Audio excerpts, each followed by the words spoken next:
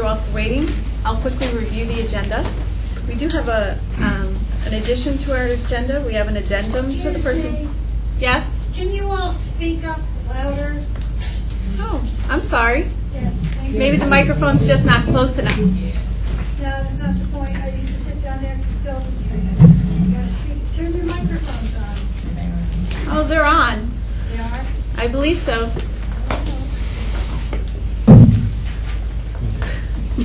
They're on.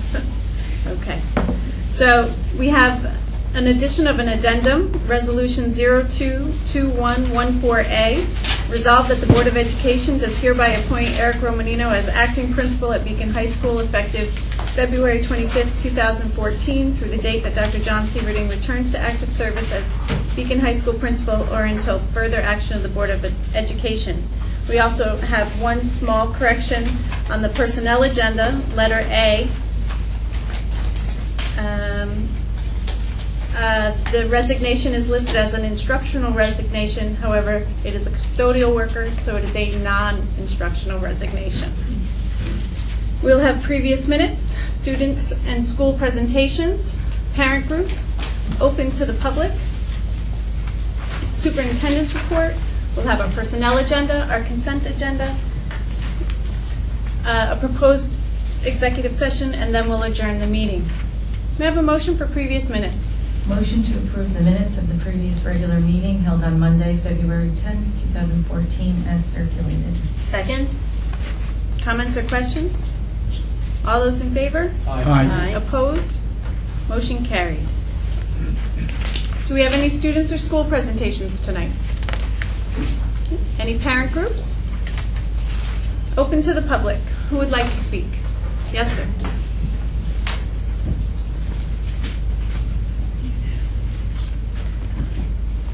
Good evening. My name is Daniel Maria. I live at 16 Churchill Street here in Beacon, New York. I'm the adjutant for the American Legion here in Beacon, New York. That's actually a fancy word for being the secretary and taking minutes. I'm a past district commander, a past post commander, a past county commander. Before I begin my presentation, I would like to inform you that I have spoken to the commanders of both the Veterans of Foreign Wars in our post and also to the Marine Corps League in our city. And the presentation I'm about to provide you with is agreed by all three of our veterans organizations on behalf of all the veterans in our school district. I'd like to thank each of you for your dedication and your service to our children, which is the most valuable asset we have in life today. So we do appreciate everything that you do because our children need that education in order to go out and to be able to compete in the global economy that we all face in these days. I'd like to thank you for providing our organizations the opportunity to appear before you this evening. Governor Cuomo recently signed legislation which was originated by the New York State Senate and Assembly, S. 1199 and Assembly 565. This legislation allows school boards to provide its residents an exemption towards their school board taxes when they are veterans of military service. The exemption recommended would be as prescribed by the state of New York, which can be found on their website, www.nystax.gov. A number of our towns and villages have already approved such an exemption municipally. Wappinger Falls was one of the more recent, and a city larger than our own is approving its school property tax exemption tomorrow evening. The city of Yonkers, New York has established that this, and I quote, "This is the least we can do for our men and women who have sacrificed their time and sometimes their limbs for our country," unquote. The exemption would be granted to World War II, Korean, Vietnam, Persian Gulf, and Cold War veterans of the U.S. Armed Forces, as well as our reserve personnel. Currently, men and women of reserve status are called to place themselves in harm's way to defend our democracy and stabilize unsettled places around our world. We would like to request that the board consider also granting such tax exemption to our Gold Star parents who have lost a loved one while serving our great nation. Statistics from the New York State Division of Veterans Affairs indicates that many of our military honorably discharged veterans are moving to other states. And it is our contention that taxes, including school taxes, play a significant role of this declining population. We humbly ask that this school board help our municipalities, state, and nation to retain these brave men and women who have already sacrificed to provide educational opportunities to our future, our children and our grandchildren. Again, our greatest appreciation for your consideration and confidence that the Beacon School Board will join us in thanking these men and women of the armed forces for their duty and for services to our country. Thank you. Do you have any questions? No questions, but just a quick comment. We're currently pulling together the facts. Obviously, as you know, we have a responsibility to develop the budget, and because of the exemption, we want to make sure what that would mean relative to our budget, and then also, if the exemption is granted, obviously that would have an impact on the remaining tax base. So we're attempting to quantify that so that the board would be able to have an informed discussion. Once we have that information pulled together, the intent is to go ahead and schedule the hearing, but that would be, I'm sure, after the March 1st deadline. As you know, there's a March 1st deadline, so it would be not for the 14, help me out here. Right, it won't be for the 14-15 school year, it'd be 14-15. for the subsequent Right. school year. Okay. If you could notify our organizations at 413 Main Street, that's where the headquarters of our three organizations are. We will work with you and notify the veterans in our community of that. And I do understand that, as Bill had pointed out to me a little earlier this evening in one of our discussions, that if some of our residents of Wappingers and some of our residents of Fishkill, as well as our residents of Beacon, are affected. And I do know that that makes a difference. And like many of them, I pay taxes to the city and to the school. And none of us like paying taxes to cities. We understand it's a responsibility that we have. We want to do this being fair to everyone. So whatever you can do to our veterans, all three of our organizations would greatly appreciate. And again, I want to thank you for your time. Thank you. Thank you. Thank you.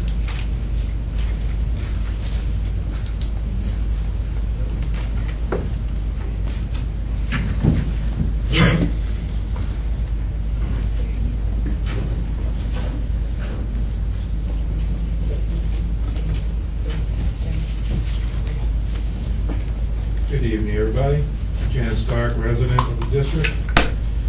On your agenda tonight, you have a consultant agreement with Mr. James Viola.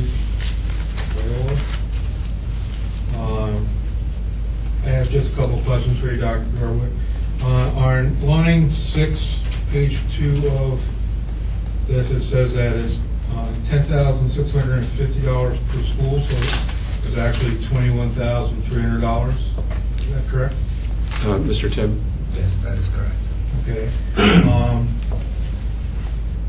If the person is acting as a consultant, why are we paying for mileage and hotel? I didn't see where it said the appendix A stuff. Mr. Tim, actually, there was an introductory piece, so if you want to maybe explain a little bit about it, it might help the community understand what's going on. Sure. One of the responsibilities that we have to do is to review both the middle school and the high school because they are focus schools.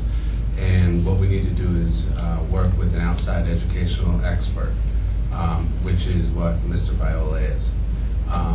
So what we need to do is to have him come. He'll do some initial work ahead of time to review documents, curriculum, things of that nature. He will then be on site for 3 days, visiting classrooms, meeting with teachers, interviewing teachers, interviewing students, interviewing parent groups, to collect information to evaluate the school using the rubric.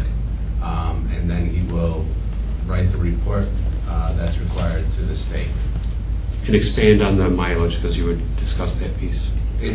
One of the things in the mileage and the hotels that we need to do is put that in the consultant agreements now, and that was a outcome of the recent title audits that we had, where the New York State came They actually audited Title I, Title II, Title III in our UPK program. And they did review some of the consultants agreements, and they wanted to have us going forward to include the mileage and hotels in any of those consultant agreements. Okay. And is this coming out of grant funds or? For the middle school, that comes out of the school improvement fund because it's a Title I school. For the high school, because it's not Title I, unfortunately, we don't have a grant to pay for that. Okay. My other thing was not so much a question, but more of a statement. Last year, when it was towards the end of the budget process, I had stated that we have, as a board, you have fiduciary responsibility to provide good programming for our children in regards to the budget. I do know that things are really tight. The tax cap is averaging at 1.45%, according to what you read in the Poughkeepsie Journal. How accurate that is for our district, I don't have a clue. I know Emory's probably right on top of it. But as a district, we're really at bare minimum in terms of faculty, in terms of program, and I said last year, and I'll say it again: if a budget is presented in a right manner, not in a threatening manner, as one of our other superintendents attempted to do one year, but if it was done in a proper light, I don't see our community rejecting something that is slightly higher than the cap, where we need that super majority of 60%. I think it's something that, as a board, you really have to pay very close attention to. There is no room for cutting. There's no room for further decrease in programs. We have middle school programs that we're not meeting the mandate in regards to time, where there are some students that are just not receiving certain subjects that are mandated at the middle school level. And that's not preparing our kids for the 21st century. I think, like I said, you have not only a responsibility to make sure that, our budget is fair for everyone, but I know I'll take you to a more financial point. The value of my house is dependent on the quality of education we are able to provide students in this district. If we do not have quality academic programs for our students, for them to be able to thrive in order for them to want to be here in school and looking to reduce our dropout rates and increase our graduation rates, if we don't offer those things, no matter how much we've done in the city to bring business in, to bring visitors into our community, people moving into our community because they like Beacon, they like Fishkill in the area where I live, and Wappingers, they're going to stop doing that.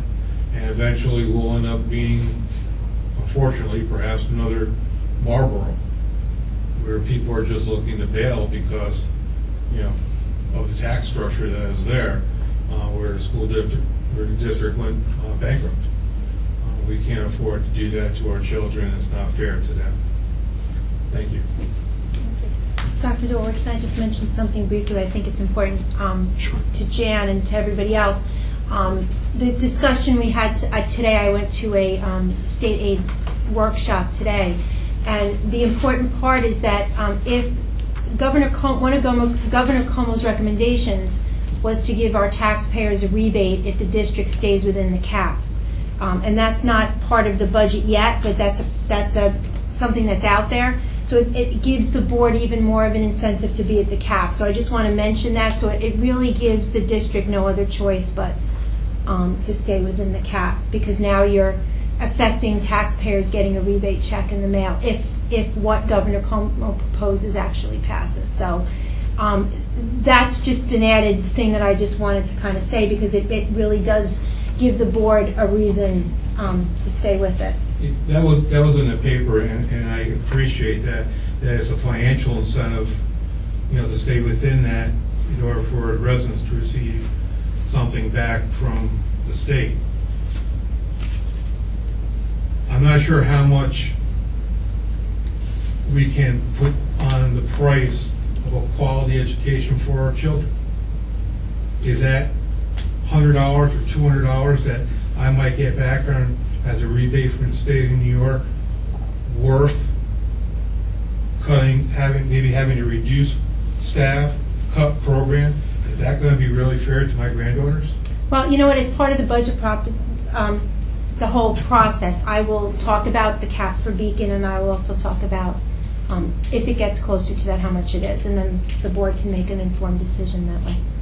Okay, because education isn't just dollars and cents. I know we try to make it into a business to make it as, as dollars and cents, but the education of my granddaughters and your children that are in school, and the children that you teach, is worth more in the long run than the short-term rebate that I may receive and that you may receive as well.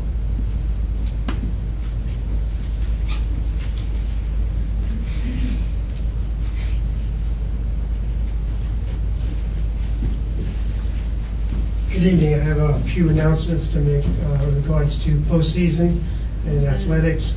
Wednesday night, the girls basketball team will be playing Peekskill in the semifinals at Westchester County Center at 4:45. The game is changed to 4:45, and if they should win, they would play at 7 o'clock on Saturday night at Westchester County Center. So some big happenings with our girls basketball program. And this weekend, we have 4 track athletes going up to Cornell and to compete in the New York State Indoor Track Championships. And we have Andrew Gorella will be representing Beacon at the State Wrestling Championships this weekend in Albany. So some real good things happening in our athletic program. Our boys basketball team won its first two games last weekend through all the messy roads and snow and the hectic schedule. We ended up getting those 2 games in, and they had a terrific season. So we have some good things happening. Hopefully we can get to the basketball game, and we can root them on to they play the state championships in Troy. Hopefully they make. Thank you. Thank you.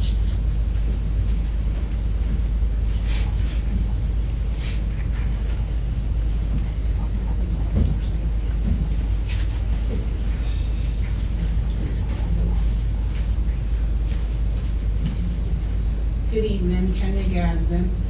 I just want to say that I'm very excited about the new position. I am glad that it's finally here. I met with Mr. Tim and Dr. Dorward, and I drafted an introduction letter, and all the principals of all the buildings have received them. This has been a long journey to get to this point, and I will do my level best to coordinate and communicate between the parents and all the schools in the district. I kind of wrote my notes all over the place, I'm sorry. So I will do my best to get that to where it needs to be. The other area that I'm concerned about is that I'm very disheartened that the forum on the high school dropout rate is being postponed once again.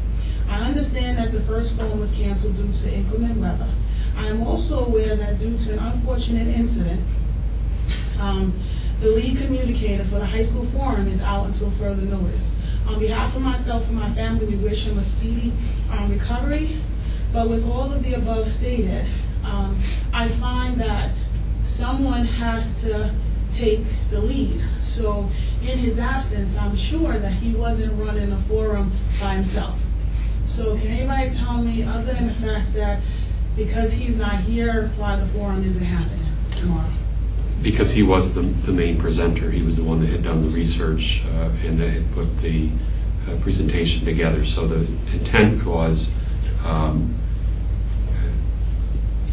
we're not able, probably for the next several days or so, to meet with Dr. Sieverding to get that information. But if we believe it's going to be more than a couple of weeks, we'd be working with him to make it so that we would run the forum in his absence. So I'm gonna say this, that with a situation of this magnitude, with students, dropping out and not completing classes that are required, I don't know if I would have such a lackadaisical approach to the fact that all of the eggs were in just Dr. Sieverding's basket. I think that he did a lot of work over the winter break to make sure that he compared numbers. He got those numbers together, and he presented those numbers to show the district how we align up nationally with other schools that have situations similar to ours. He also made some very profound statements that, and when you look at elementary schools, you see that the problem starts there. So I'm going to say that this district continues to be a place that is very reactive. There's no proactive approach there. There are problems that exist here, and I think that somebody should have had a hand in that pot with him to ensure that if the ball gets dropped, that somebody else knows what's going on. I have been speaking and Facebooking, and I have never Instagrammed in my life. I have started Instagramming because that is another way to reach parents, because I can get to them through their kids, to tell them that things are happening in this district, and if they don't pay attention, it will happen right before their eyes.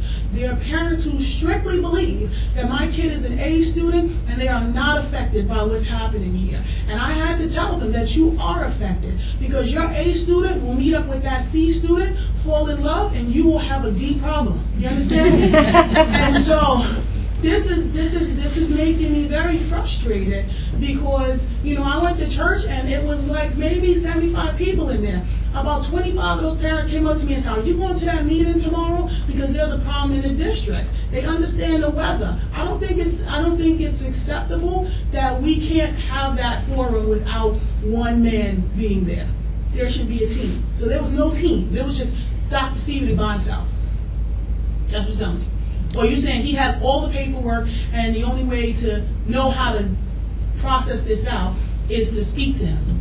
He was the primary presenter. I don't know how else to explain it. Remember that the idea to do the analysis for the dropout issue was mine, and the intent to run the community forum was mine. The research that was done by Dr. Sieverding, and we we're planning on him being the primary presenter.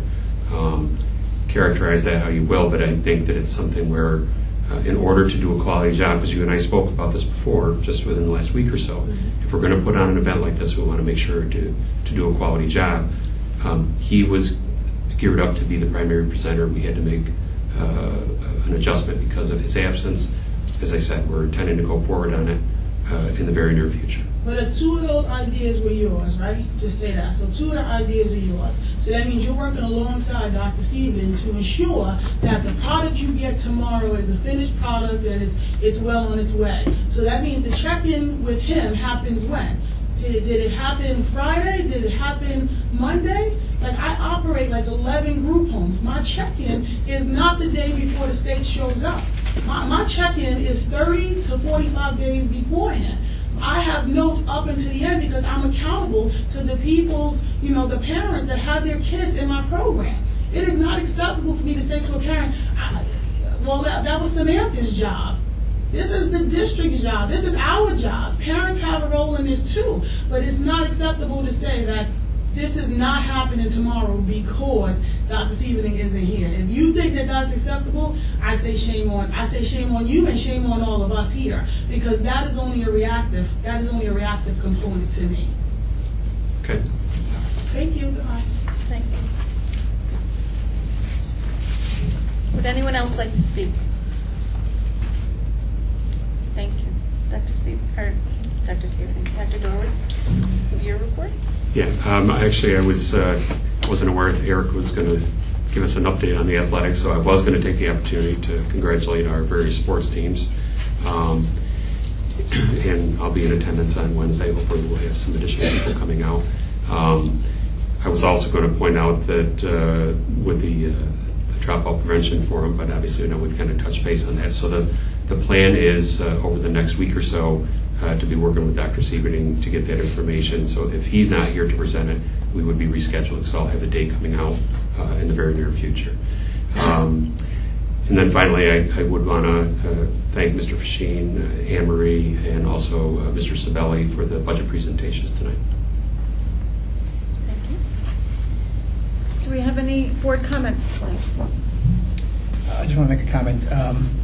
There was a presentation given last Wednesday at the high school on bullying, which I thought was very good. I did attend it. There was two sessions that were going on concurrently, so I only went to the one session. One session was there was a presenter who goes around to different school districts and other places and discusses bullying. I went to that session. That was a good session. There was also another session where people from outside agencies came, so that any parents who wanted to interface with that and learn what kind of services outside agencies can give, I could go to that one. I didn't attend that one, but I thought it was very good presentations. Wish more parents would come. I know. There was a phone call that went out to everybody, our usual robocalls to inform people about it. But I want to thank the staff that worked so hard on that, because I thought it was a good presentation. Thank you. It must have been luck, because while you were in that half of the presentation, I was here in this room. And the group that put the presentation together worked very, very hard. There was presenters in every chair here. So probably from that corner all the way to where Tracy's sitting, there was a presenter in each chair from various organizations within the county, mental health, from Astor programs for children. There were more presenters in the room than there were parents in the stands, which is always a sad thing, because they come out to provide information. Each came with handouts to their programs, to different offerings. I found it very informational, and I'm sure many of the parents within our district probably could have benefited from hearing some of the presentations. But it's something for them to work on. But kudos to those that put it together. It appeared to be our social workers and all our school psychologists and the pupil personnel service department in a whole. But it was very informative. And I would like to wish good luck to all of our athletes competing. I was at some pretty exciting basketball games, and which is always fun. Unfortunately, I'm outside of the track world, but kudos to our high jumpers and our sprinters. And right, we have two high jumpers, a long jumper, and a sprinter. I'm not sure which events they're doing. Yeah, I think James Brown does the high jump. Paige does the high jump, I think, and Terrell's going, and he's long jumping, and Rayvon. Right. Yeah. Okay. So to all of them, and to Andrew Gorella, good luck. Thanks. I did actually have one other item I had forgotten. I did want to give credit to Kenya, even though the appointment for the parent coordinator position wasn't happening until this evening. She's actually been working with us over the last week and a half, trying to get things prepared. So thank you to Ms. Gadsden. Okay. May I have a motion to accept the personnel agenda? Motion to approve the personnel agenda, items A through F as attached. Second. Comments or questions? All those in favor? Aye. Opposed? Motion carried. May I have a motion to approve the consent agenda? Motion to approve consent agenda items 12.02 through 12.09. Second. Comments or questions? All those in favor? Aye. Opposed? Motion carried. May I have a motion for the addendum? Resolution 022114A. Motion to approve resolution 022114A. As listed on As listed on the agenda. Second. Comments or questions? All those in favor? Aye. Opposed? Motion carried. May I have a motion for executive session? Motion to adjourn to executive session to review the employment history of a particular individual, and the board is not expected to take action after executive session. Second? Comments or questions? All those in favor? Aye. Opposed?